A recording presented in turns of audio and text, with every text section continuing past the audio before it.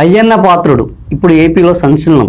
ఎందుకు ఈయన ఇంత సంచలనం అవుతున్నాడు? స్పీకర్ అంటే ఈయన కొత్త నిర్వచనం ఇస్తున్నారా అంటే అవుననే సమాధానాలు వస్తున్నాయి. ఇంత ఏం చేస్తున్నారు, ఎందుకు సెన్సేషనల్ మాట్లాడుకుందాం. Ayyanna Patrudu AP speaker. Speaker అంటే గొప్పగా, గౌరవంగా, హుందాగా, మర్యాదగా ఉంటారు అనే మనకు కొన్ని ఆలోచనలు ఉన్నాయి.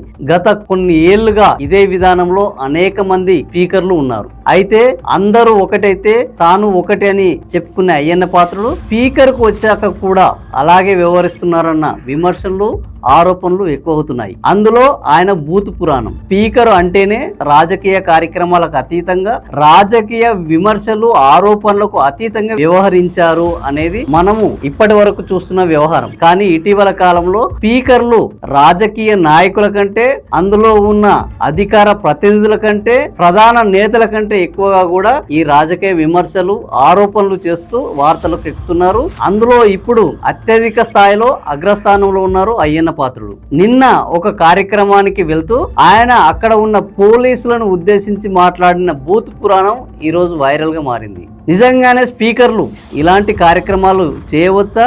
అయ్యన్న పాత్రుడు ఇలాంటి కార్యక్రమాలు చేస్తేనే నన్ను స్పీకర్ నుంచి తొలగించి ఆ పదవికి గౌరవం కల్పించడం లేదని భావించి ఆయనకు మంత్రి పదవి ఇస్తారని ఆశించి ఇది చేస్తున్నారా, లేదా తన పాత్ర ఇలాగే ఉంటది, నన్ను ఏం చేసుకుంటారో చేసుకోమండి అని దమ్ముంటే కాసుకోండి అనే సవాల్ విసురుతున్నారా? ఇప్పుడు ఏపీ ప్రజలు ఇదే జరుగుతోంది. ఆయనని తీసేయమని అడగాలని ఆయన కోరుకుంటున్నారు. ఆయన తీసేస్తే మళ్ళా ఆయనకు మంత్రి పదవి ఇస్తే ఏ విధంగా రెచ్చిపోతారో అంటూ అధికార పార్టీ నాయకులు అడలు చేస్తున్నారు. సో ఈ పరిస్థితుల్లో అయ్యన్న పాత్రుడి ఈ బూతు పురాణం ఆగేదేనా? మరి ఈ బూతు పురాణం ఇలాగే కొనసాగితే ఆ స్పీకర్ పదవికి గౌరవం దక్కేనా అనే అనేక చర్చలు జరుగుతున్నాయి. మరి ముఖ్యమంత్రి చంద్రబాబు నాయుడు అయ్యన్న పాత్రుడిని కంట్రోల్ చేస్తారా, లేదా ఆయన అయ్యన్న పాత్రుడికి తగిన పాత్రనిచ్చి స్పీకర్ పాత్ర నుంచి తప్పిస్తారా? ఇవి ఇంకా తేలాల్సి ఉన్నది. మరి ఆయన అనుకున్నది ఏమిటి, చంద్రబాబు నాయుడు చేయబోయేది ఏంటి త్వరలో తేలనుంది. సో ఈ వీడియో మీకు నచ్చితే